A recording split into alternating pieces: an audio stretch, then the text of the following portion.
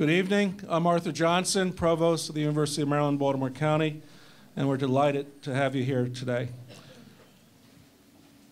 The Concord Coalition has been touring the country delivering this presentation, and tonight's event represents its only stop in Maryland. We're delighted to have a number of guests from the federal government, especially the Social Security Administration. You want to just wave your hands? The good number of you are here.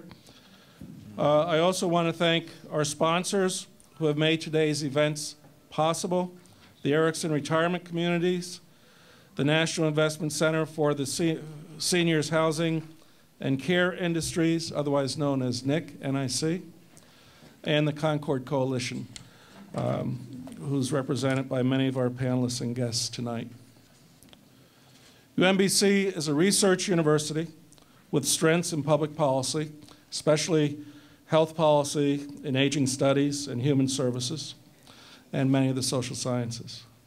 One of our priorities is to train students for careers in public service.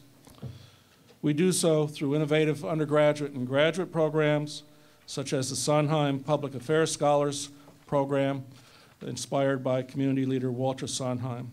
The program is for undergraduates who wish to pursue careers in public affairs.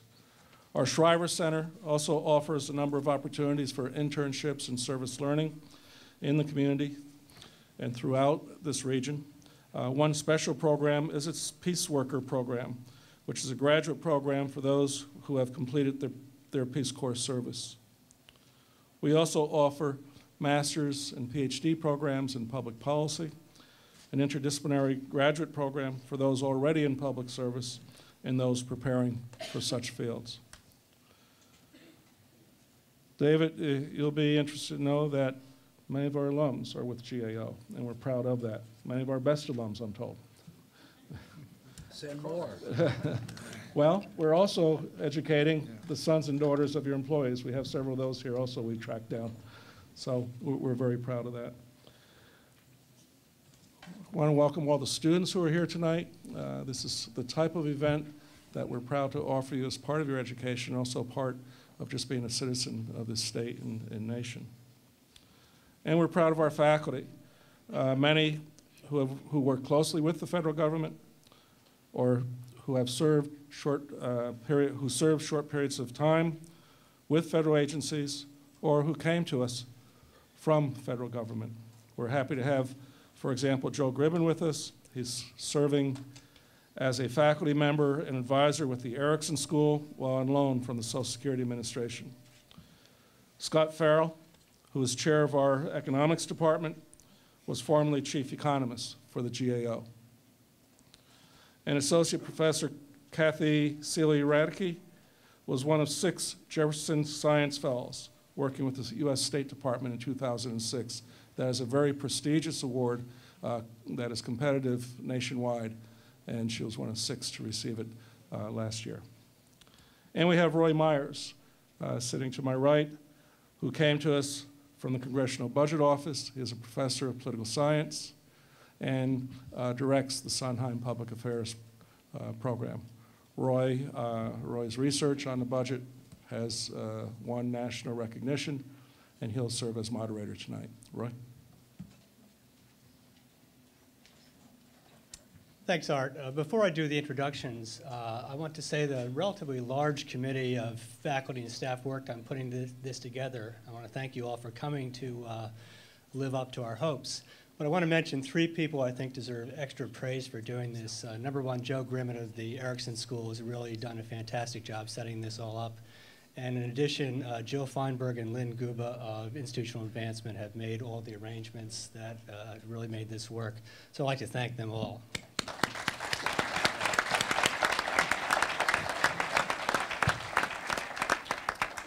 To start the introduction, I wanted to read a quote from Anthony Cordesman, who is a U.S. defense policy expert. He returned this summer from a trip to Iraq, and he reported that, quote, "The U.S. does not have good options in Iraq, and that the U.S. can only achieve even moderate success by a sustained search for the least bad option."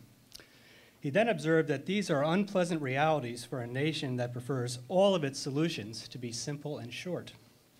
Now, Quarterman's last observation appears to be accurate with regard to federal budget policy. As a political scientist, I often look at public opinion surveys on the federal budget, and they often show that majorities of the public simultaneously favor low taxes, high spending, and a balanced budget. And unfortunately, many voters are encouraged to take such inconsistent positions because candidates for elected office do the same.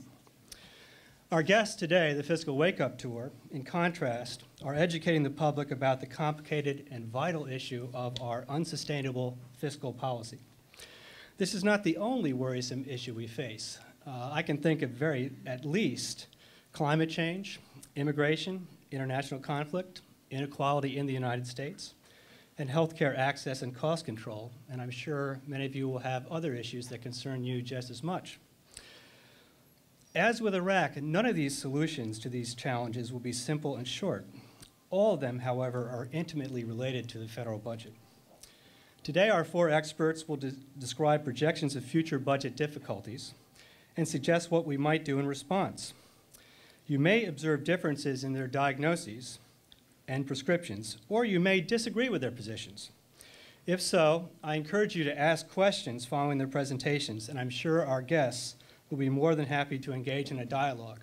In fact, they have relatively short presentations, so we can have as much dialogue as possible. After the formal session, please join us at a reception across the way in the ballroom lounge of the University Center, where there will be, if not a free lunch, at least free refreshments. Now, in alphabetical order, our experts are, first, Robert Bixby. Bob is the executive director of the Concord Coalition, where he's worked since 1992, when Concord was founded by Senator Warren Rudman and the late and missed Senator Paul Tsongas. The Concord Coalition is the leading public advocacy group for prudent federal budgeting and the organizer of the Fiscal Wake-Up Tour. Bixby has a law degree from George Mason and an MPA from Harvard. Stuart Butler, at the other end, is Vice President for Domestic and Economic Policy Studies at the Heritage Foundation. He is widely viewed as one of the nation's most creative and influential policy analysts. He was instrumental in creation of enterprise zones and is the leading voice for expanding healthcare coverage with consumer choice. Butler has a doctorate in American economic history from the University of St. Andrews in Scotland. Douglas Elmendorf is senior fellow at the Economic Studies program at the Brookings Institution. He specializes in macroeconomics and fiscal policy and has held important positions at the Fed, the Council of Economic Advisors, and at the Congressional Budget Office. So I guess I'm a little biased towards your presentation, Doug. His research has explored the risks of federal deficits and described the increased volatility of household income during the past 3 decades, a very important social issue. Elmendorf has a PhD in economics from Harvard. And finally, David Walker is the 7th Comptroller General of the United States and the head of the Government Accountability Office, or GAO. He is now completing the 9th year of his 15-year term. And as someone who studied the GAO, in fact, I read books about it, I have to say he's well on the way to earning a reputation as one of the greatest Comptroller Generals. During his tenure there, he is more than willing to call it as he sees it. In particular, under his leadership, GAO has notably expanded its ability to address long-range and cross-cutting issues. Walker's a CPA, a certificate holder in senior management from Harvard, and the recipient of numerous honorary doctorates. Prior to becoming Comptroller General, he was Global Managing Director of Human Capital Services Practices at Arthur Andersen and a public trustee for Social Security and Medicare. So the 4 panelists will give their presentations, then I will come back and point out to questioners, and there will be 2 professors, Professor Gribben, Professor Farrell, walking around the room with microphones. Bob? Thank you. Well, this is a political season. We're heading into a political year, political election, so let me begin by assuring you that none of us is running for anything. That will probably be clear as we progress through our presentations. You'll understand why. But we are here, and we've been going around the country. This is our 24th state.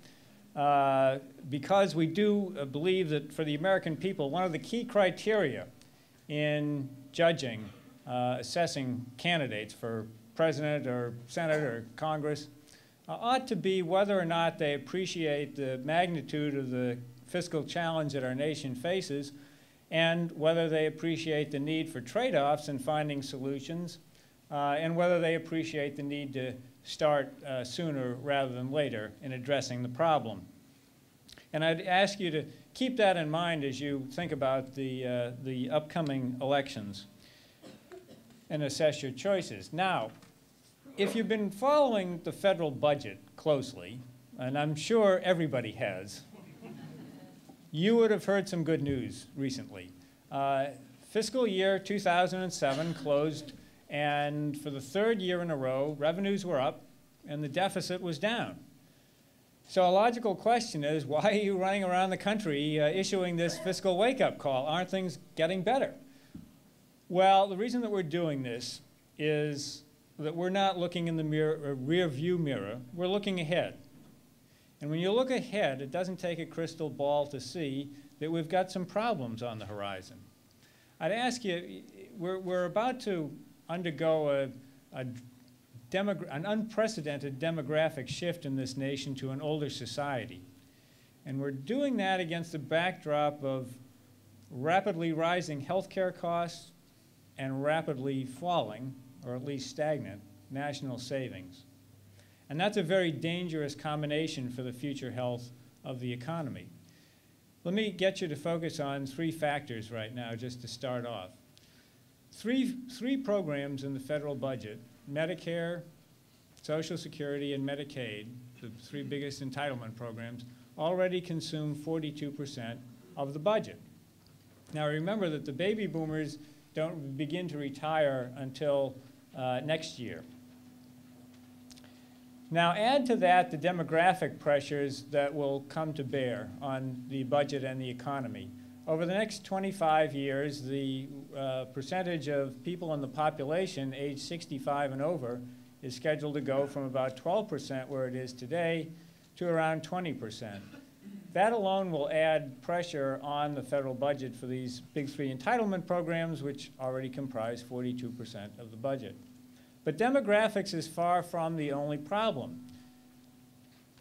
More importantly is rising healthcare costs. Healthcare costs have consistently outpaced the economy for the past 40 years by about 2.5% annually.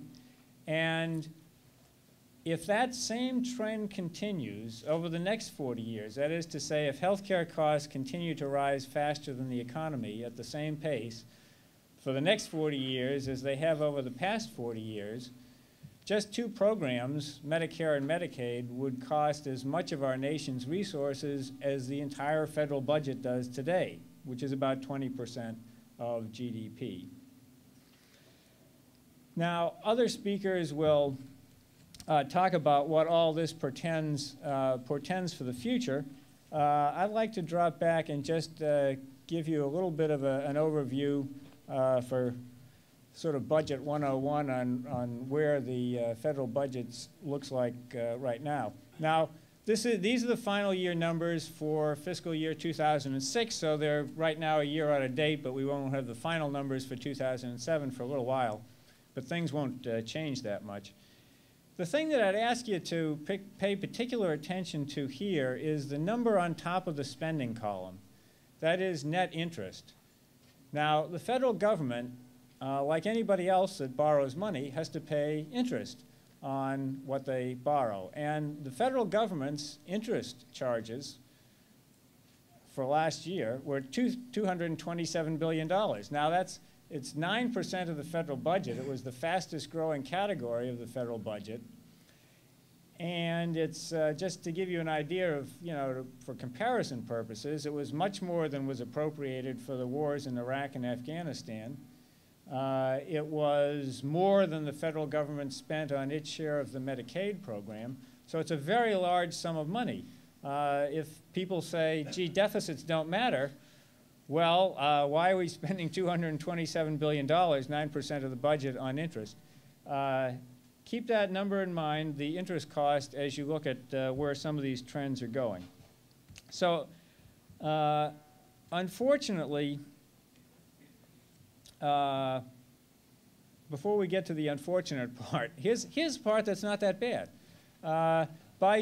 One way that people tend to look at this, economists tend to look at this, instead of looking at just the dollar figures, a better way to look at it is how revenues and spending stack up against the total size of the economy. So you'll hear a lot about revenues and spending as a percentage of GDP, and that's what that means.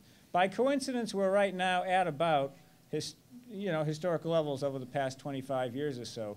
Revenues at about 18% of GDP, spending at about 20% of GDP.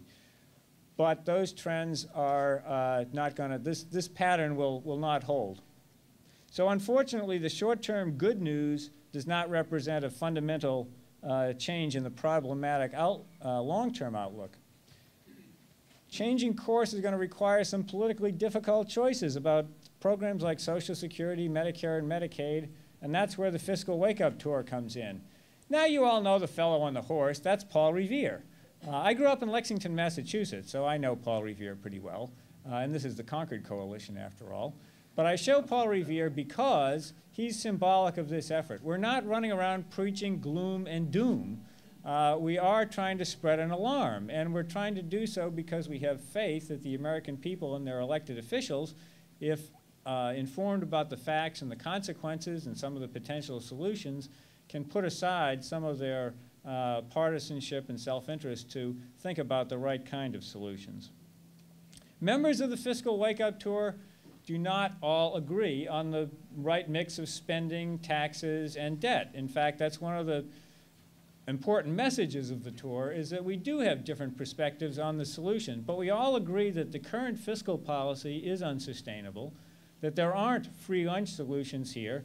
We should cut waste, fraud, and abuse, to be clear. We should do everything we can to grow the economy, but we're not going to grow our way out of this problem, and this is more than cutting waste, fraud, and abuse. Finding solutions is going to require bipartisan cooperation and a willingness to consider all options, and that means no preconditions. We obviously believe that public engagement is important. This can't be a matter of backroom deals. But most importantly, we all agree that this is fundamentally a moral issue. This is not just some green eye shade thing. It's not just about numbers. It's a legacy issue. It's about what we are going to be leaving to future generations. And what we should be leaving is a better future, not one that appears to be burdened by debt. Now, there's no better generational steward that I know of than our next speaker, the Comptroller General of the United States, David Walker, who was recently described in the Washington Post as the rock star of the Fiscal Wake-Up Tour. Now, I don't know about you. My father is an accountant. I know a lot about accountants and CPAs. I've never heard them described as rock stars before, but in this case, I think it applies. So I give you our next speaker, the Comptroller General, David Walker.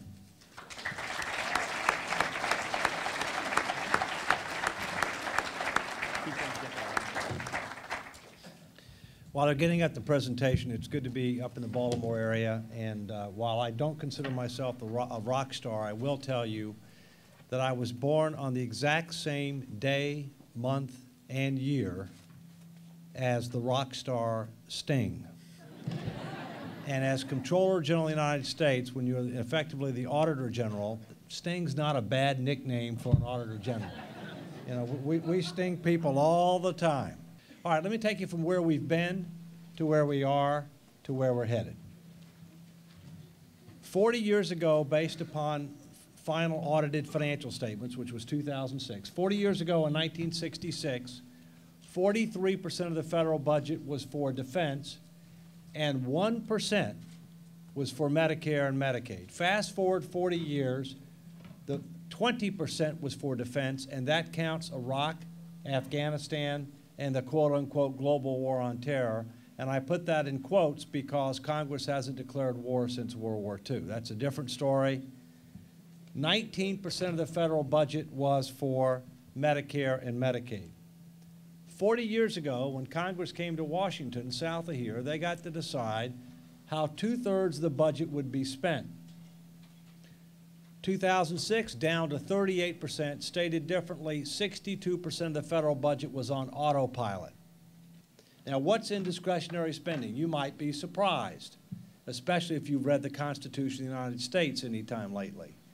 national defense, homeland security, judicial system, Congress of the United States, Executive Office of the President, State Department, which is foreign policy, and the Treasury Department. All of the major express and prescribed functions for the federal government under the Constitution, and yet these are getting squeezed every year. The federal government has 3 deficit numbers. I wouldn't say it has 3 sets of books, but it does have 3 deficit numbers, and guess what? No surprise, elected officials want to talk about the least bad number, or the lowest bad number. These are in billions, so you have to add 9 zeros to the right of the number. In 2006, it was $248 billion net cash deficit. This past year, 07, the preliminary number is 163. But for both years, you have to add 170 to 180 billion plus, because we spend every dime of the Social Security surplus on other government operating expenses, and we replace it with a bond that has legal, political, and moral significance, but no economic significance whatsoever. In fact, if you did the same thing with a private sector company that the federal government does with Social Security and Medicare, you would go to jail.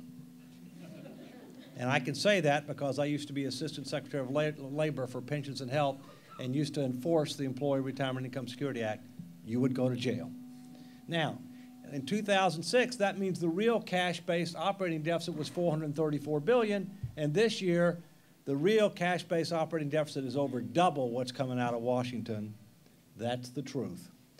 Between 2000 and 2006, the total liabilities and unfunded commitments for Social Security and Medicare alone, the difference between what the federal government has promised for Social Security and Medicare and the dedicated revenues that it has in the form of payroll taxes and premiums to deliver on those promises, the difference discounted back at Treasury rates went up from 20 trillion to 50 trillion in 6 years. That means you would have had to have at September 30, 2006, $50 trillion of spare cash laying around that you could invest and get a Treasury rate of return in order to deliver on those promises. But guess what? That $50 trillion is going up $2 to $3 trillion a year by doing nothing. In fact, the preliminary number for 07, $53 trillion. Now, how do you compare $50 trillion as of 06 to some other benchmarks as of 06? Well, that was 95% of the estimated net worth of every American household in 06.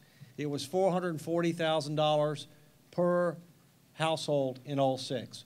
Median household income, believe it or not, in America, less than $50,000 a year. So that means the typical American household had an implicit mortgage of 9.5 times their annual income, but unlike a typical mortgage, no house to back the mortgage. Now, in January of 2001, this is what our fiscal future looked like. The line represents federal spending as a percentage of the economy, so inflation's taken out. The line represents federal revenue, I apologize, as a percentage of the economy, so inflation's taken out. The bar represents federal spending as a percentage of the economy, so inflation's taken out. When the line is above the bar, that's called a surplus. We used to have those, but we don't have to worry about those anytime soon. Now, you can see we had fiscal sustainability for 40-plus years, but in fairness, at that time, we were taxing at about 20.4% of the economy, and the highest in the history of the United States has never been more than 21%. So we were taxing at higher levels. Now we're taxing at about 18.5. This is where we stand today. If you assume that tax levels will be at roughly the historical level, about 18.5 over time, that we won't reform Social Security and Medicare, that discretionary spending, which includes all those items I talked about, grows by the rate of the economy, and if we just debt finance the difference, which is what we're doing now, to where the interest compounding grows over time, this is what we look like. The model that drives this simulation implodes, crashes right after this time frame. Now, this is not just a federal problem. State and local governments, including Maryland, have their own challenges going out into the future for several reasons. One, Medicaid cost.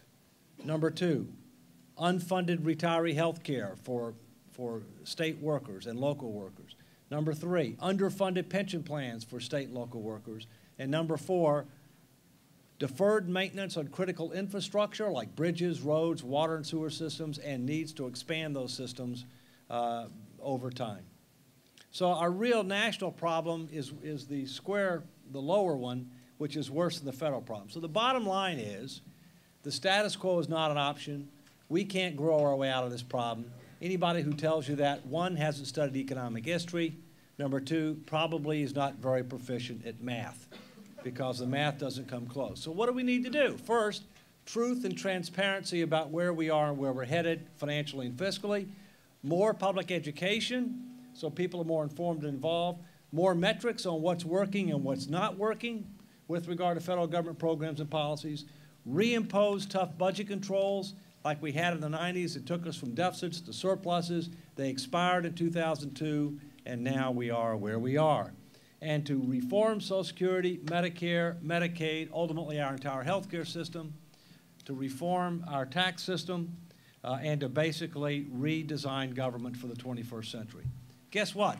The United States, the only superpower on the face of the earth today, on a broad range of outcome-based statistics on health care, environment, finance, education, etc., ranks number 16 out of 28 as compared to major industrialized nations. As a certified public accountant, I can tell you that 16 out of 28 is officially below average. We can and we must do better, and the sooner we get started, the better, because as Albert Einstein said, the most powerful force on the face of this earth is not nuclear power, it's the power of compounding. And when you're an investor, it works for you.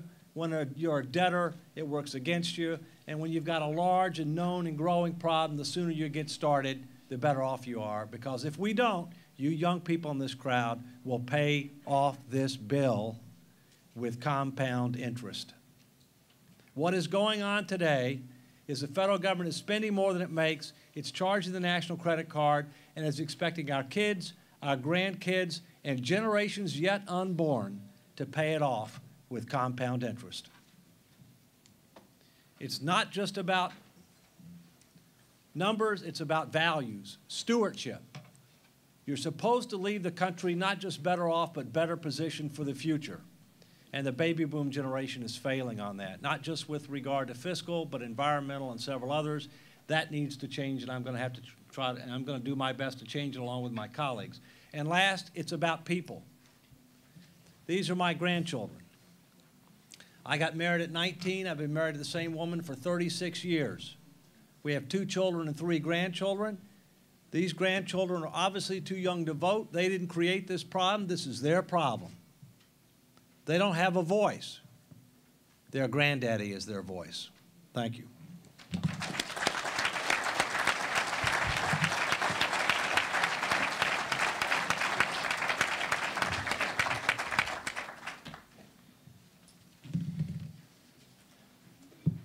Well, Dave's always a hard act to follow. I'm very happy to be here tonight with you. My role on this panel during the prepared remarks is to speak about why budget deficits matter, why you should care about the imbalance between spending and revenue, why we shouldn't just put the problem off, why we should tackle it now, what the costs are of living with budget deficits. What I'm going to say I don't think is controversial among economists or policy analysts, but I also think it is not well enough understood. The key problem with budget deficits is that they reduce our nation's saving. Lower national saving reduces our future standard of living. That's basically it. Let's look at some numbers. This is in 2006, a year when you've heard the budget deficit was not a particularly bad problem by historical experience or at all relative to what we will see in the future. 2006, American households saved about $40 billion. Seemed like a lot of money, but it was only 0.5% of households' after-tax income. Businesses saved a bunch more. State and local governments saved some, mostly in retirement funds for their employees. But of the total saving of households, businesses, and state and local governments, the federal government borrowed nearly half. So even in a year when the budget deficit was not too different from our historical average, it consumed nearly half of the saving of everybody else in the economy.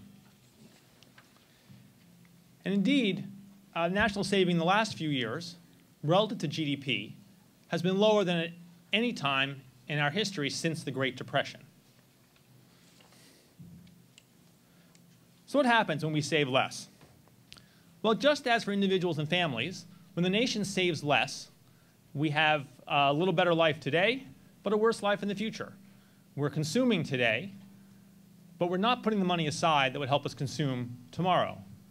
And because saving earns a rate of return, the power of compound interest we've been discussing, when you consume today and don't save, you're giving up a good deal of extra consumption in the future. You're accepting a lower standard of living. Let's see just how that's happening to us. In the absence of budget deficits, what happens with saving? It's used to finance investment in business, plant, and equipment, in housing, and inventories, and other aspects of our capital stock.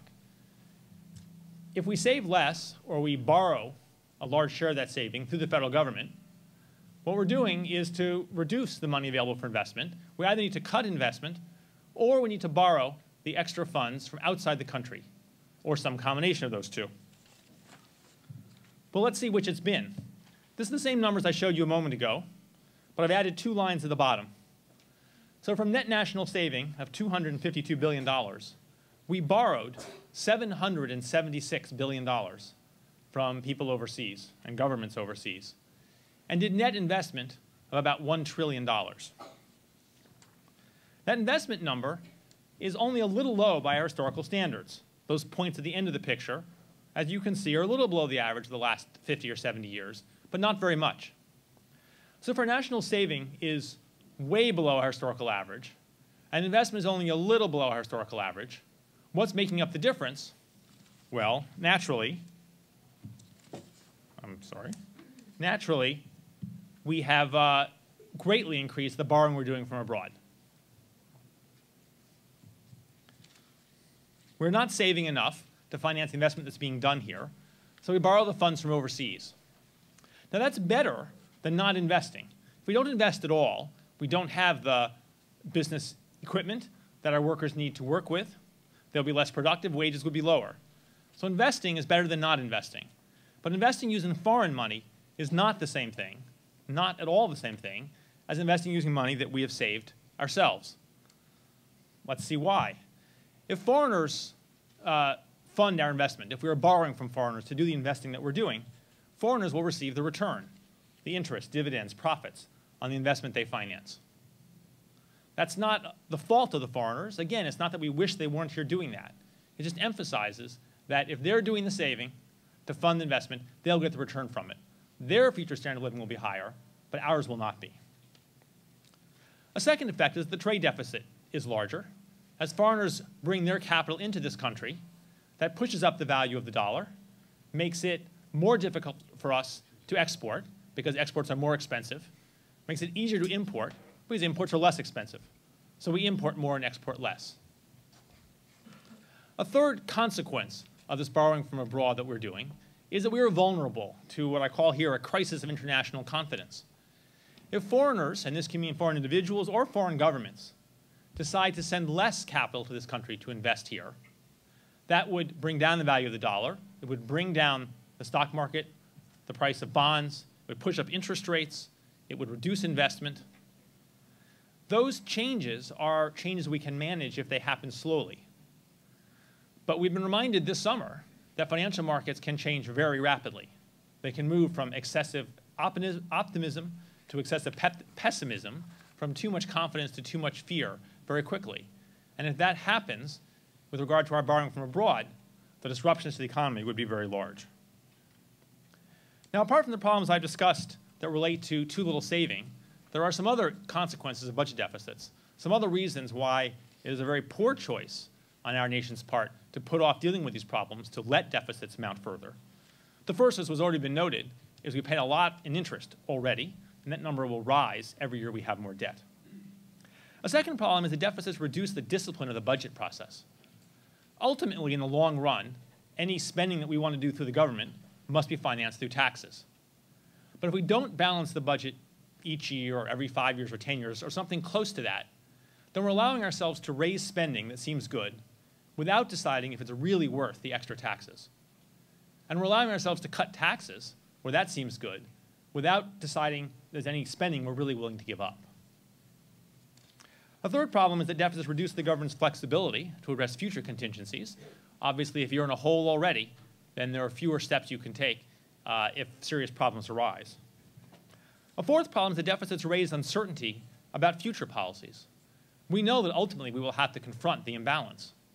The longer we wait, that doesn't reduce the problem, it increases the problem, and it also means that people can't make plans to respond to the changes in government taxes or spending. That uncertainty hovers over them. Households and businesses can't make decisions for their own sake as well because they won't understand what's coming from federal policy. So I want to close with a temptation to wait and the cost of waiting. Most of the problems I've described build up gradually. We could run up debt for another year, another 5 years, another 10 years, perhaps longer. Unless we have a sudden crisis of international confidence, we may avoid any crisis. But every extra year of deficit takes a bite out of our future standard of living. And cutting deficits is more difficult if we wait, partly because the amount of debt and the interest payments rise, so the numbers are harder, and partly because the longer we wait, the less fair it is to change policies. When we talk now about Social Security, people often say, well, we can't change benefits for people who are very close to retirement age because they've already made their plans. They've done their saving or not. So the longer we wait, the more of the commitments that are written into current law will become ingrained in people's decisions. And the harder and less fair it will be to take those benefits away or to raise taxes at that point. So although it is tempting to wait, it is very dangerous. I'll stop there. Thank you.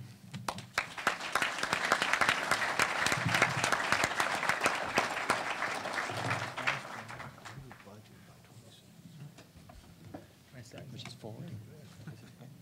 Okay. Thank you. When I see an audience of this average age, I think maybe that instead of calling this a fiscal wake-up tour, we should call it the fiscal guilt trip. And that's because most of us on this panel, at least, are guilty in the sense of being part of the baby boom generation that has very successfully, over the last 40 years, voted itself huge benefits and passed the tab to you. So we're very grateful for that. But the average cost of all this, as you know, your share is about $170,000 for each of you. So add that to your student loans and so on, you get an idea of kind of what the picture looks like. Well, let me just start by looking again at what this picture actually is. And these are the same numbers, essentially, that Dave Walker and others use to show you the tsunami of expenditure on these major entitlements programs coming through. The red line shows you up to the halfway along sort of what's happened in the past. And then the straight line shows you what would happen if you kept the level of taxes we've been used to in this country, just over 18% into the future. This is the kind of picture that if we were on The Daily Show, probably Jon Stewart would go at this point, or something like that. How can this happen? Well, you have to think about the situation like this, about what the options are. Well, one option, of course, would be to do nothing and to allow the deficit to go up to stratospheric levels, as the kind that Doug explained, would be problematic. A second, of course, would be to push up taxes way beyond the existing and the historical level. And the third would be to do something to start thinking about these entitlements, whether we should do something different. Well, let me start by looking at the one option. My job here is to kind of look at these options a little bit and just share some thoughts with you about each of them. First of all, if you look at what is the situation under current law, in other words, if we do nothing with regard to current law with regard to taxes, then basically what we see is within a very few years, the level of taxes as a proportion of the average paycheck, or GDP, you might call it that way, would actually go up to the highest level in history, and then way beyond that up to almost 24%, up from 18% today. That would mean that for those of you in college now, by the time you retired, you'd be paying roughly 2/3 more in taxes than today, than somebody the same age today. Even if we were to extend the Bush tax cuts, and whether or not you like that or not, the fact is that doesn't make a lot of difference Even with that, we're still talking about going up to historically high levels in the future and a general upward trend. It's only if we extend those tax cuts and deal with this concern called the alternative minimum tax, which is a way of capturing more taxes from people at the upper level, do you actually see anything approaching the current situation, the current level of historical level of taxes? And so when you look at this, it's important to understand some things about it. One is that under current law, taxes as a proportion of GDP are already going up dramatically compared with our previous history. In addition, it's important to recognize that in order to keep the historical level of taxes, we would have to have what in Washington would be called a massive tax cut just to keep it at the same level as we've experienced for recent years.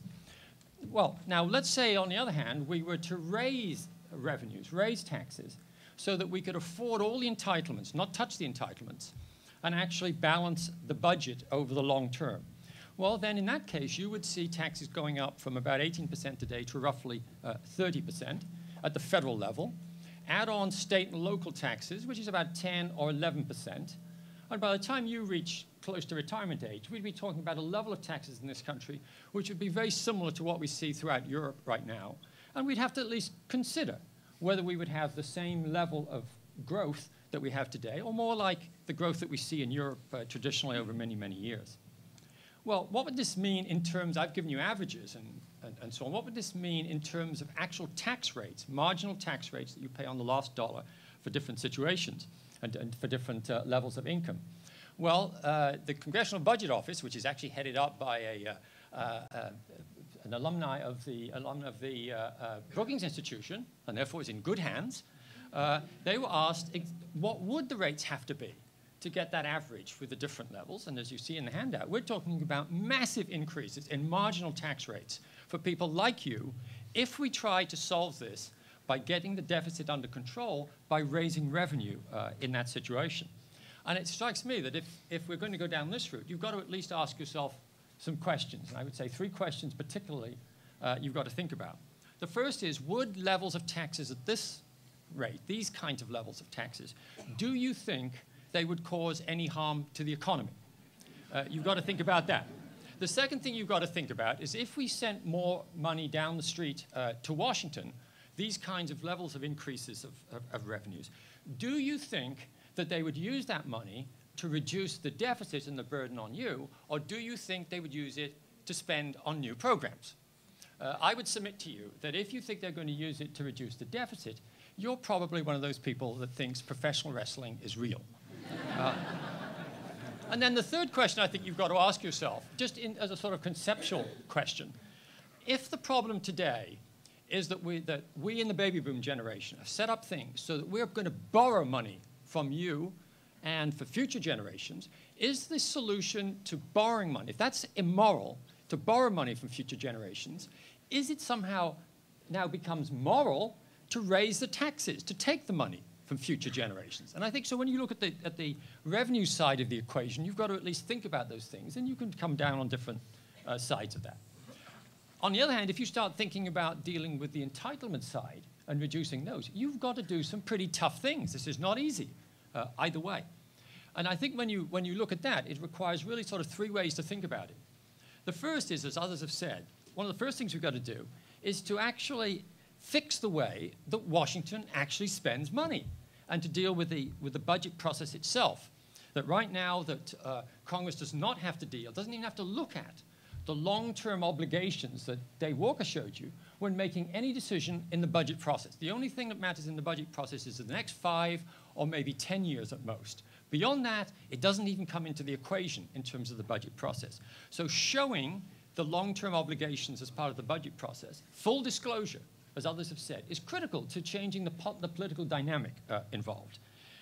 Maybe requiring members of Congress to explicitly increase the obligation, vote on an increase in that total obligation, up or down each year. It might be a very important way of getting some sanity into the way in which we make decisions. And we might also think about, in terms of the budget process, beginning to do what a lot of other countries have done, which is instead of these open-ended entitlements and budgeting in that way, where all you really do is say you're entitled to this, and we will just find some way of getting the money and spending it, that we put some of these programs onto long-term budgets, 30, maybe 20 to 30-year budgets in areas like healthcare and Social Security and stick to those and look at ways of keeping them on track. That's essentially what my native country, Britain, does with regard to healthcare, for example, and we could do it here. I think also we've got to clearly make some changes if we're going to get these kinds of numbers under control. Changes in the way that people think about retirement, think about these entitlement obligations. And I think there's some steps that we've got to really consider. And when we go around the country, people really are open to these. One is to look at strengthening basic benefits for people who really need it, but beginning to introduce income-adjusted benefits for people who really don't need such elaborate benefits when they reach retirement. I mean, quite frankly, I'll share some thought with you. Maybe Bill Gates does not need 3/4 of every prescription he will get when he retires paid for like people like you. I think he can handle the cost of these prescriptions, and even people with a bit less money than him. So the idea of phasing in some kind of income-adjusted benefits in Social Security and Medicare, I think is something it's reasonable, it's fair, and it's something we've really got to contemplate. And I think also it's very important to contemplate the idea of retirement itself. When Social Security was put into place, very few people actually lived long enough to collect it. People did not live for many, many years in retirement. When you retire, by the time you retire, you could be thinking about 1/3 of your entire adult life being in retirement and paid for and subsidized by other people. We can't do that. So we've got to think of significant changes in our retirement law, and particularly when you can retire to make to get things to balance. And then finally, if we're going to do that, if we're going to take steps in that direction to rethink these entitlements and to put some limits on them, particularly for people who have got decent income, then we've got to think about ways of enabling, encouraging people to make proper allocation during their working life, if they can afford it, to really deal with those issues, those cost issues for themselves during retirement. That means things like encouraging greater savings, maybe having automatic savings at the place of work, maybe looking at other methods of encouraging people to get insurance for health care that would kick in during retirement. These are the kinds of things that you've got to do. So I guess the bottom line that I want to leave with you, and I think we all do really, is to say, when you look at this situation, when you look at the long-term situation, you cannot fix it by tweaking at the edges, by looking for waste and abuse and things like that. You have to rethink what these basic programs will do, and you have to think very hard about what level of revenues you think is fair and adequate and will work economically in this country. And that's why we've got to have a conversation about this. We've got to have an adult conversation, think about it, and make some real decisions in this area. Thank you.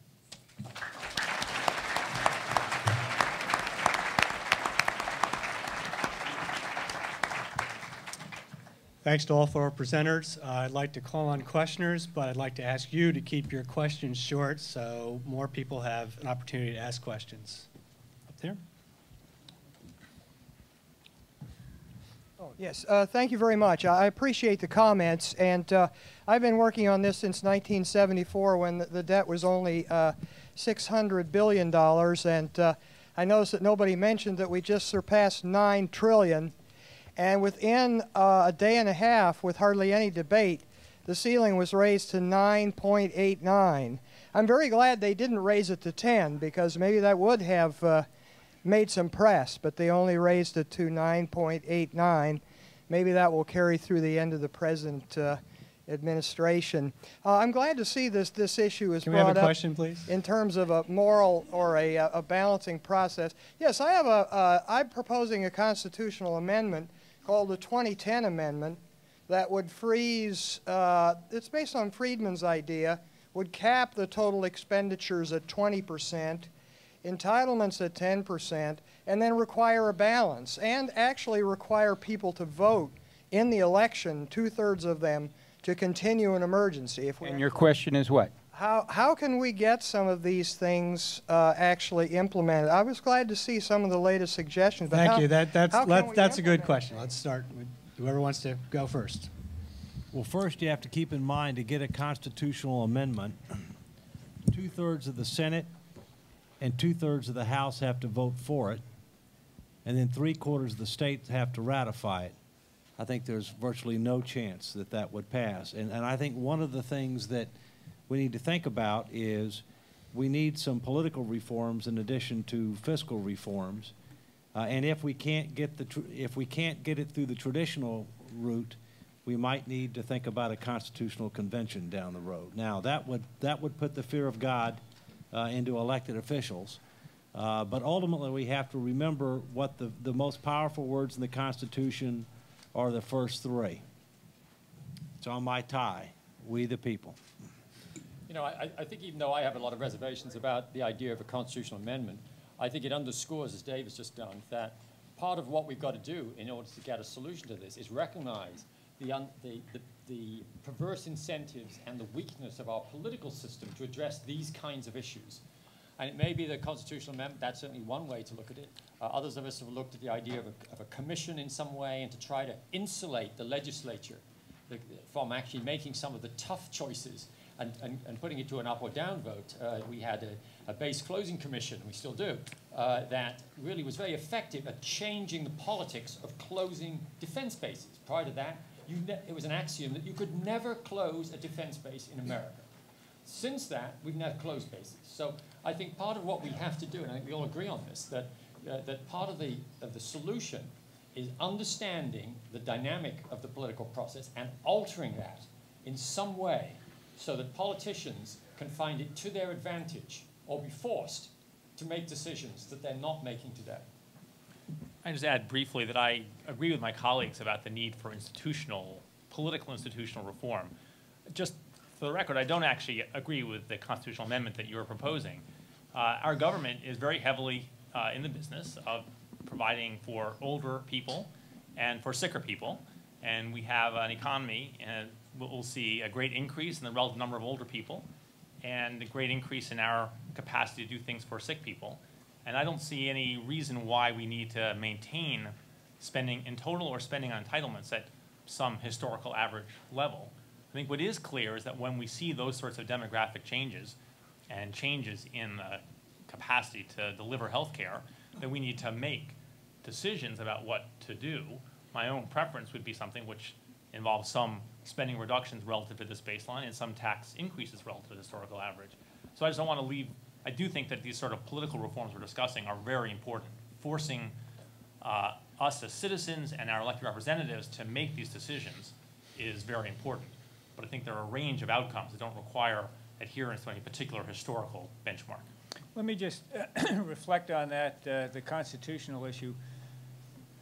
Back in the early 90s and mid-90s, when the Concord Coalition was formed, we did take the position that a constitutional amendment, balanced budget constitutional amendment, was a good idea, or as Warren Rudman used to say, a bad idea whose time has come.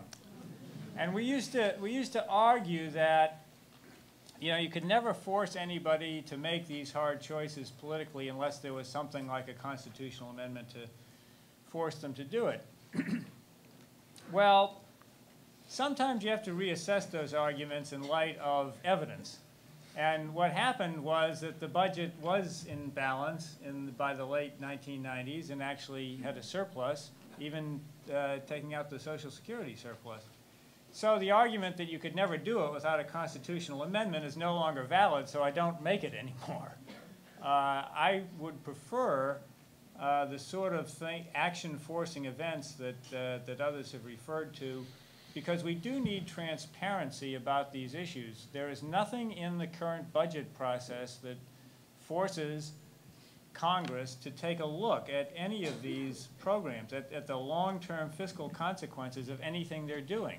We have a very myopic budget process that focuses on the current year. The biggest debate going on in Washington is the appropriations bills, and you know that the Congress wants to spend $22 billion more than President Bush does, and they haven't passed any appropriations bills all year because they're still fighting over that, and that's still an ongoing thing. Meanwhile, we have these trillions, 53 trillion, as Dave has said, of long-term problems, unfunded obligations that gets unaddressed because there's nothing that forces that to happen. So I would favor something short of constitutional amendments, but budget process things that would at least encourage a longer-term focus on the budget process on an annual basis. All the way up in the back there? There's nowhere to get to him. Is there anything we can do to change this issue, or if so, what are some suggestions? As college students? Yeah. I think one of the first things to do is scream and yell about it. Because I think one of the big problems when politicians, for example, go to town hall meetings to talk about these issues, the average age is a bit higher than in this room. And you tend to get people coming and saying, you know, I paid for this, I have an entitlement, I have a right, and don't you dare take it away from me.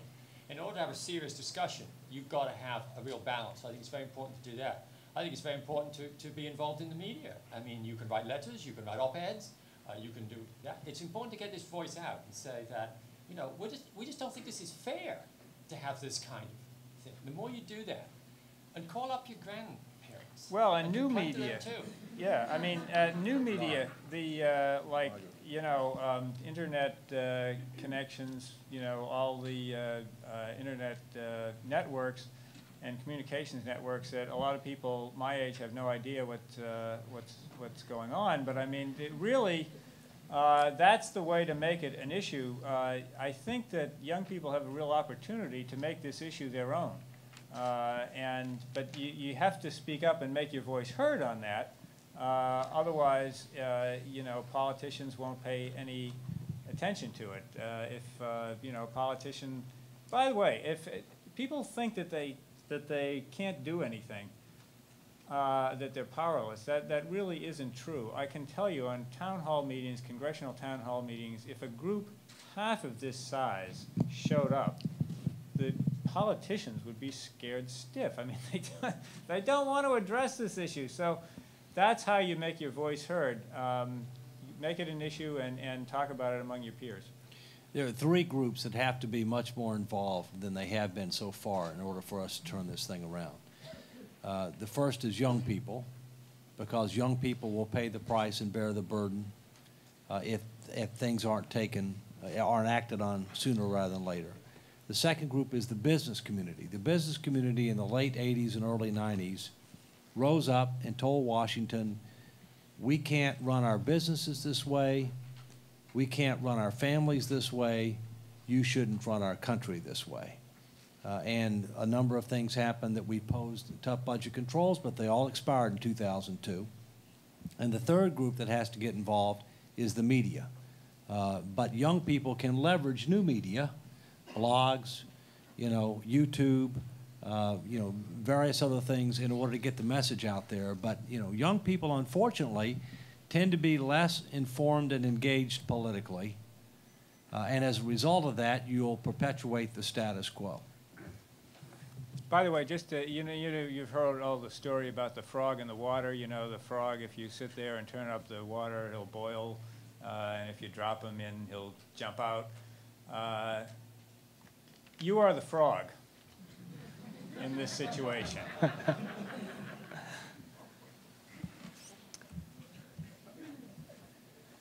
In the blue shirt here.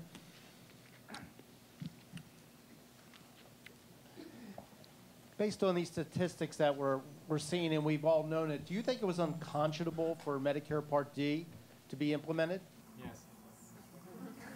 Yes. So, It was the most fiscally fiscally irresponsible act in 40-plus years. And it's a perfect example of the problem politically, where the full cost of that was never, what did not have to be considered. It was strictly looking at the next 10 years, and even then, they delayed it so that it would look less money.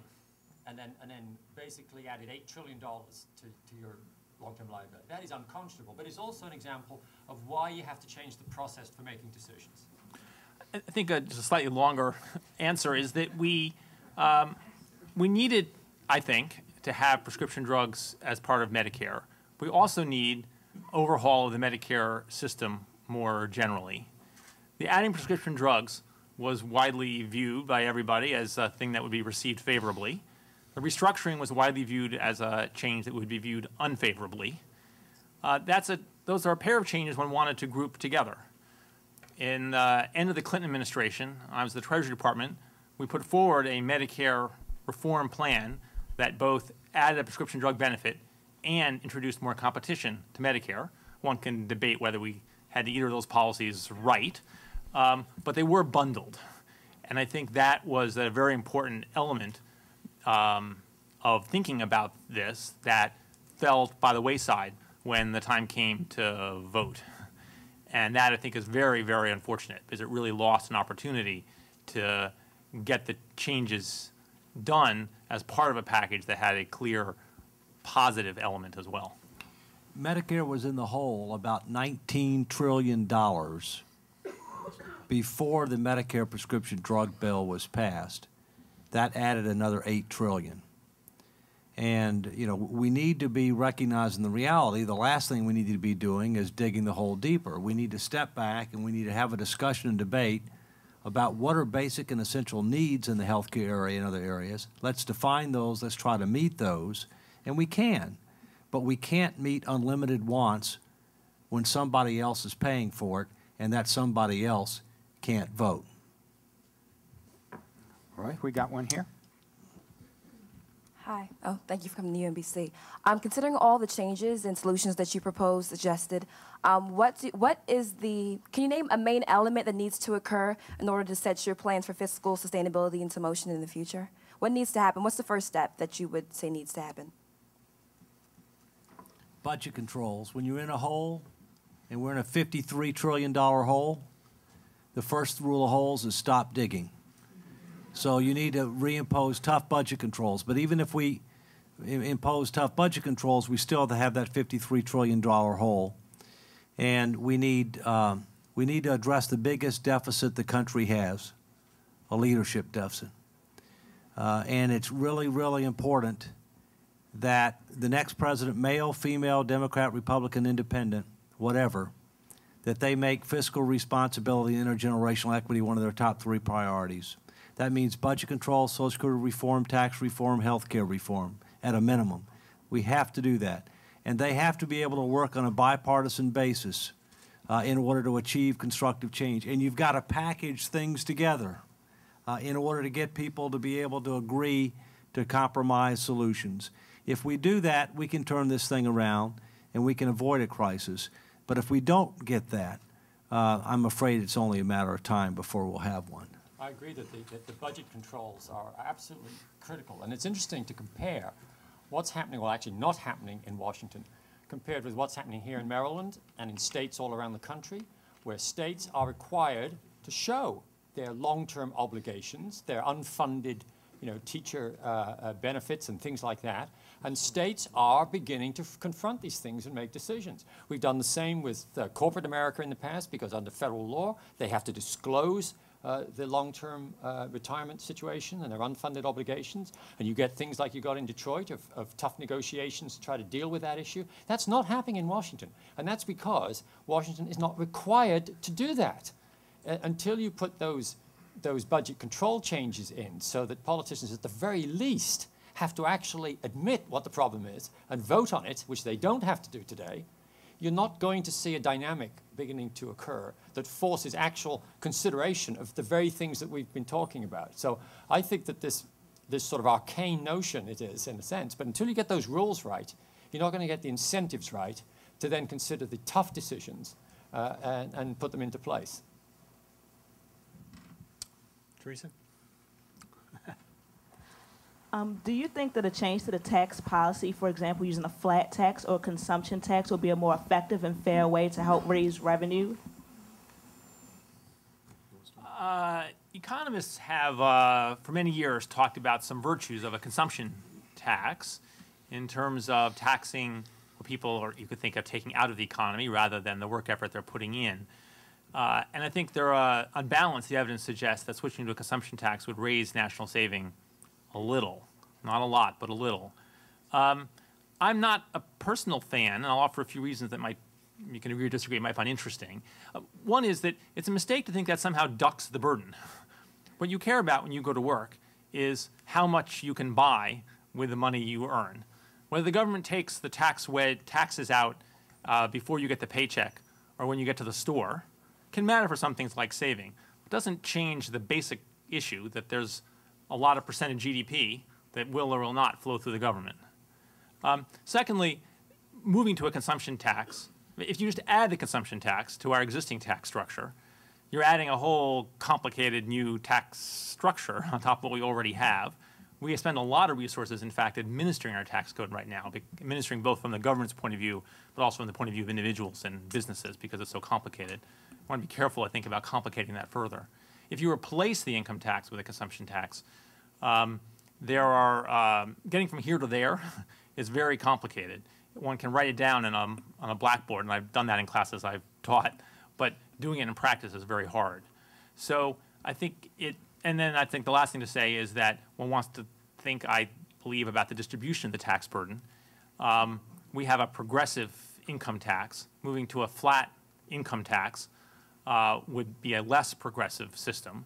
Moving to a consumption tax with the same tax rate and everything would be a yet less progressive system because people with less income spend a larger share of their income than otherwise.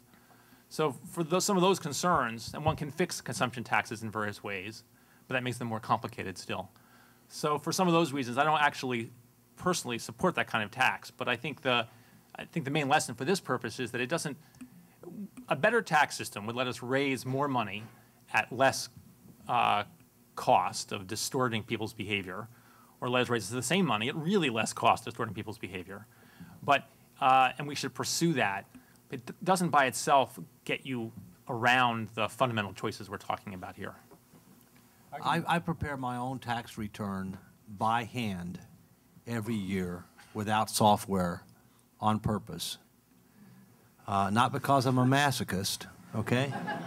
No wonder you're angry, David. But because, and I just did it. I filed a timely extension, paid all my taxes on time, but filed an extension, which you can do under the law, and I just filed it in early October.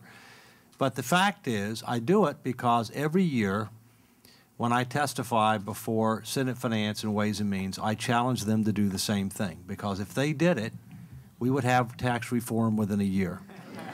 It is mind-numbingly complex. It is a massive bait and switch effort.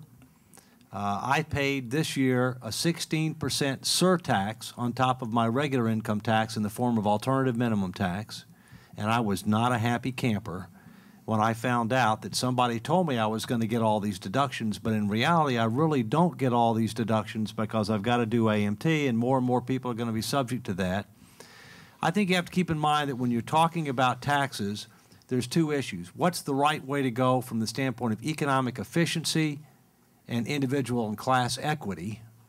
And then secondly, what's politically feasible? Those are different things, all right? And I think over time, rightly or wrongly, I think where we're headed is a flatter, but not flat, more streamlined, simplified income tax with some type of with a consumption tax that might be dedicated or earmarked, e.g. for something like health care on top over time. But the current system is ridiculous. Well, I use a computer program, and I think I'm probably less likely to go to jail than Dave Walker is. Believe me, he's more likely, I can assure you. But I think that's because you control the government. But I think that we can take care of that. The question, you really got sort of two issues, related issues, of course, as we've all said. One is how do you design a tax system that is likely to be more efficient and so on, more pro-growth and so on. And I'm attracted to the idea of a consumption tax for that reason and so on. So I think tax reform, which we all agree on, is something we've got to move forward on. Then I think the other piece of the equation, which I alluded to in my opening remarks, was to decide, well, let's make some decision about what level of taxes are reasonable. I tried to point out that if you look at current law, we are moving, without doing anything, to levels of taxation that are A, much higher than we've ever had in our country before, and B, I suspect Americans would not agree to. The evidence is very strong on that in terms of people want to have taxes lower, at the lower level, not at these higher levels that you would have to have under current law, or certainly to balance the budget. And that's my view too. So I mean, I think you've got those two things to bear in mind. So I think those who argue for new revenues or revenues as a way of solving this problem, you've got to ask them, what level are you talking about? Are you talking about raising the tax burdens beyond what is even in current law, which some people are? Some people talk about surtaxes and so on top of our current law. Or are you talking about some other level? And what is the level? Because I feel that if you actually ask Americans this, and we do this, and you see this, they're not prepared to accept the kinds of levels that even under current law exist, and certainly increases on current law. And if that's the case, then you've got to confront the entitlement side, or let the deficits go to levels that Doug would find, would be very perplexed about. Because he would feel it was, economically disastrous. So these are the kinds of choices. So I think when you look at the tax issue, it's those two parts, the design of it, efficiency, and then what level are we talking about? And Doug wouldn't be the only one that would be concerned about the deficits. I think one of the problems that we have in political debates is that taxes and spending tend to be argued on separate islands, as if they had nothing to do with one another. But in fact, they do. The only purpose of taxation is to pay for government services. And so the bottom line is, what is government going to spend? Whatever it spends or agrees to spend in the future, it is going to have to raise in taxes at some point, whether it does it now or whether it defers and does it at the future or at higher interest costs because of the debt, is an academic point. But like I said, the purpose of the revenues, however it's collected, is to fund government programs. So whatever we talk about tax reform or entitlement reform, the things should be linked so that those two lines of revenues as a percentage of the economy and spending as a percentage of the economy are close enough to one another that it is sustainable over the long term, and that's not the situation that we have now. In the corner over here. Wouldn't the situation have to be dealt with over a quick, long time period? Because right now, this is proposing immediate changes, but if that were to happen, wouldn't the people be in sort of chaos? Because all of a sudden you're medically and all that being denied. So wouldn't it have to be slow change, like slowly drop on the people over time? I think there are two senses in which it will have to be slow. The first, as you say, is that we can, if we decided that viewing our situation over a longer term, it made sense to have a higher retirement age. One would not legislate that to occur tomorrow or next year. In fact, we're currently in the middle of phasing in an increase in the retirement age for Social Security that was legislated in the early 1980s. So in that sense, one wants to move slowly in implementing plans to give people time to adjust. I think there's a second sense in which things will happen slowly. Some of the changes that we're talking about will take a while just to figure out. Social Security is an easier problem than Medicare in the sense that it's, as a friend of mine says, it's just money. It doesn't require, it's not a whole large sector of the economy like Medicare is. Social Security, there are a number of plans sort of on the shelf that would achieve a 75-year balance on Social Security. We have not, there are different plans from different perspectives. We have not yet worked out a compromise to implement them. But in a sense, what we would need to do with the set of choices that we have is pretty well understood. Medicare and Medicaid are much more complicated problems, much less well understood. I think those are cases, and the healthcare system in general in this country, where we'll need to make important changes quickly, but shouldn't pretend that we can solve the whole problem with a single bill or a single big commission or something else. But it's very, very important that we not let the enormity and the complexity of the problem delay us in getting started. The perfect really came the enemy of the good here. We need, people will say, well, here's a certain proposal that might reduce healthcare spending a little bit. People will sometimes say, well, that doesn't really solve the problem. Well, no kidding. Nothing alone will solve the problem. That doesn't mean that we shouldn't pursue it and 10 things like it, some of which will work, some of which will not work and have to be withdrawn and so on. That's that second sense, which I think it needs to go slowly, but needs to be, but all the more, for both those reasons, needs to begin now. On the back here. Your data indicate that the main fiscal problem is coming from health. The U.S. spends roughly 50% more relative to GDP than the, say, the OECD countries without commensurate better health status. This raises a question of what are the benefits and costs from that incremental 2.5% above GDP. And the question is, could the federal government and the private sector partner to encourage health-enhancing, cost-decreasing new technologies as well as shifts in medical spending towards more efficient health spending to get the rate of growth of health spending down to GDP? Well, first, unfortunately, so far medical technology has fueled healthcare cost increases, not decreased it, because there's been an over-proliferation of technology. Everybody wants to have access to the latest technology. Our incentives under our fee-for-service system is to do more so you can make more money, and to do more so you have less likelihood of getting sued unless you really mess up badly. My personal view is that our healthcare reform has to be built on 4 touchstones over time. First, basic and essential health care coverage for everyone. Now, basic and essential means something.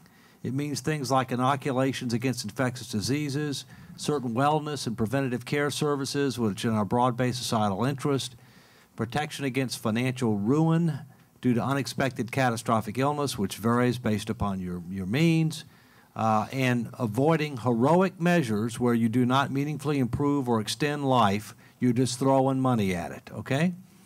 Now, of course, you ought to be able to spend your own money all you want, and your employer ought to be able to spend whatever they want, but the taxpayers, there has to be a limit. Secondly, we've got to put a cap on how much the federal government spends on health care every year, because companies will go out of business if they spend too much. States can't because they have constitutional balanced budget amendments. Families can't because they have limited resources. The federal government's the only one that can tax you to death, mortgage the future, and print money to where money's not worth much, okay? And the federal government's the only one that lacks the market disciplines. Thirdly, we need national evidence-based practice standards for health care to be able to improve consistency, increase quality, reduce cost, and dramatically reduce litigation risk, because it would be a safe harbor against litigation. And fourthly, we need to improve personal responsibility and accountability for our own health and wellness. If you don't want to take care of yourself, that's your business, but the taxpayer shouldn't subsidize it, okay? I mean, there ought to be some consequence if your behavior is such that you're not taking care of yourself. You still ought to be insured, but there ought to be an economic consequence to that. The good news in your question, as you kind of mentioned it, is, and as Dave has echoed, that in fact, we're in a situation probably where we actually have negative returns to increases in spending in healthcare. There's almost no evidence that on balance we see an improvement with the kinds of costs that we have. And that's partly underscored by lots of studies that show that you can look at different parts of the country where dramatically different levels of expenditure in Medicare and in other programs take place with no discernible difference in outcomes in either of these cases, So that tells you something in the sense of we've got an opportunity here to bring this under control. Now, how would you do this? I think that, and I just want to pick up on one of the things that Dave said, which I think is absolutely critical. Yes, we can improve efficiency. We can, this is all good, I mean, and so on. But the one thing that will really begin to change this is to actually limit the total expenditures that we make in the public sector, and for that matter in the private sector, but certainly in the public sector, on these programs, because that will then force different decisions to be made. I come from Britain originally, and that's, of course, what that country and most other countries do. They set a budget, they decide what they're going to spend, sometimes more than they currently are, as the case recently in Britain, or less, or whatever, and then that causes changes to be made in the programs themselves. Unless you put some limit in some way, then you will not get this under control. But let's realize what we're saying by doing that. That is a fundamental change in the way in which, under our current entitlement programs, that expenditures work. Because what happens today, in effect, is that people are told, go see the doctor, go to the hospital, send the bills to Washington, and we'll pay them. That is not a budget. That is an estimate of costs, which is a very different thing. That's all we've really showed here. What do we guess the costs will be? A budget is something you agree on, You look at what the alternative expenditures are, you make a decision, and you hold to it. That's what virtually every other country does, which is one of the reasons that they don't have the levels of expenditures we have, and they actually have outcomes that are as good, if not better, in many cases, than we have. So that's the key. But I can assure you, there will be screaming and yelling if you start doing that. Not just from the elderly, but from the physicians, the hospitals. Look at all the ads that are on television now about if we don't pay for more, you know, what the doctors want, there won't be any doctors left in America. You know, the empty room, have you seen the corridor? All these doctors disappear. I mean, what baloney. But the fact is, that's what they will keep saying. And so you've got to resist the attempt to keep pushing up. Every time you cut spending on healthcare, you cut somebody in the healthcare industries, you cut their income or their expected income in the future. And they are not going to like that. I would just quickly stress that there are, I think, two pieces that are needed to reduce the wasteful health spending. The first is to figure out which of the spending choices is wasteful. We know, as Stuart pointed out, that in some parts of the country, Medicare spends more than twice as much per person as other parts, with no discernible difference in health outcomes.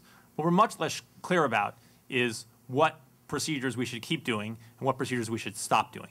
So first thing we need is better information about what works and what doesn't.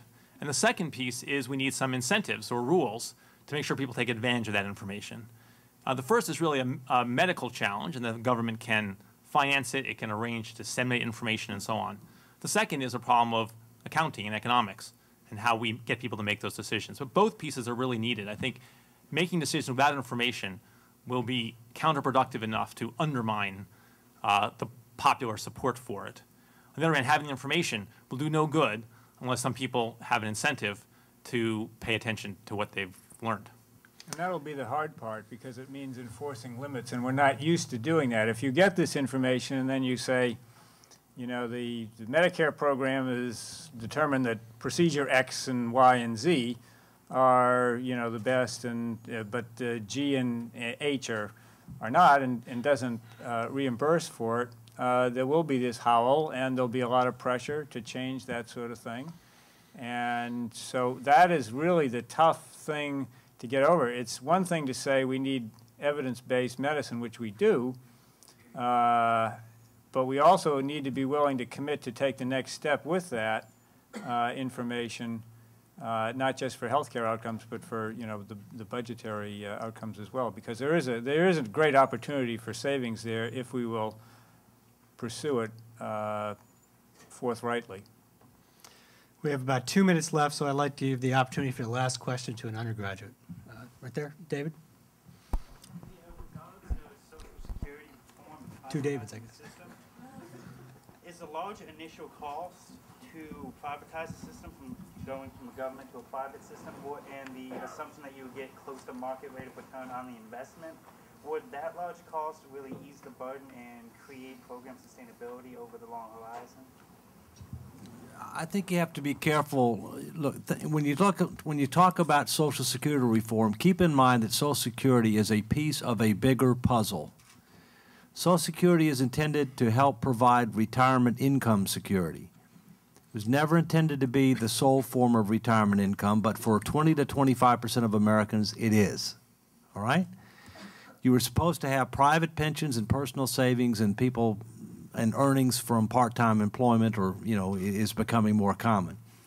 Only 50% of Americans that are full-time workers have a private pension plan.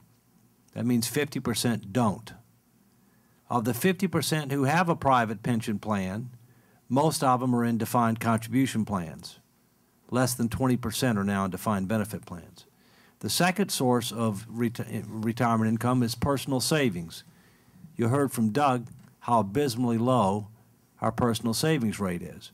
And so that's why I think when you consider all the factors, the ones I just mentioned and others, I think realistically from a policy and political standpoint, the future of Social Security is a reformed defined benefit program that encourages people to work longer, that provides a strong safety net for people at the poverty level, somewhat less replacement rates for middle and upper income, but on top of a reformed, sustainable, and secure defined benefit system, a mandatory individual savings account on top.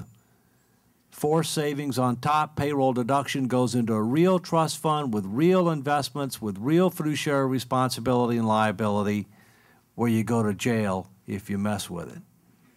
I mean, I happen to agree with a partial, personalization or privatization of Social Security. But the fact is that a solution like that, if you agree, if one happens to agree it's a good solution, but a solution like that is very difficult in the current the way we do the budget. Because all you see in the budget discussion, which is the next 10 years, is all the transition costs associated with this. What is not picked up at all is any reduction on the long-term obligations. So the sort of things that are very common in all kinds of ways of reducing long-term obligations, like buyouts in the industrial world and things like that. The way the process works in terms of the federal budget, all you see with those things would be increase in deficits. And that would be the only thing that politicians would see and would have to vote on. And you don't get the reductions of obligations showing up in any real way. And that's a problem with any kind of approach like this, because artificially, because of the way the budget process works. So we need a budget process that allows the short-term costs associated with something to be seen, and we need the long-term savings to show up as well simultaneously, so people can look at this. It's why, if you think about mortgage, when people renegotiate their mortgage, they often have to pay points and there's an upfront cost, but you reduce your liability. And that's what is militated against in the current budget process, which is why it needs to be changed. I would just emphasize one different point briefly. Private accounts do not change the basic arithmetic of putting money in, having it compound, and taking money out. So whether one calls the system a joint system or private accounts, you still have to make the numbers add up. It's true that the budget, as it's currently constructed, does not do a good job of pulling those pieces together to be evaluated.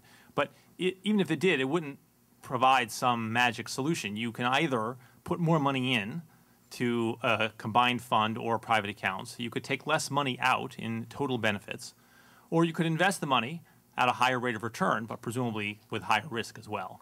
Those choices are really the same. One might favor private accounts or a common fund for other sorts of reasons.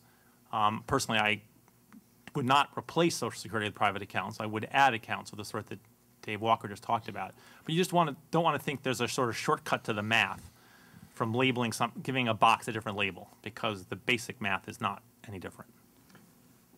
I think that on the Social Security issue, the idea of private accounts, particularly for younger people, is a good idea and certainly an option that ought to be there. The question that needs to be stressed is how would they be funded? And if they're funded with a new contribution level, as Dave and Doug have mentioned, then I don't think they're a problem. They're certainly not a problem for the budget, and it would increase national savings. And I think so for that reason, I think it would be a good idea. If they're funded out of the current payroll tax and there's no, adjustment in benefits on the spending side at the same time, then you're going to run very large deficits.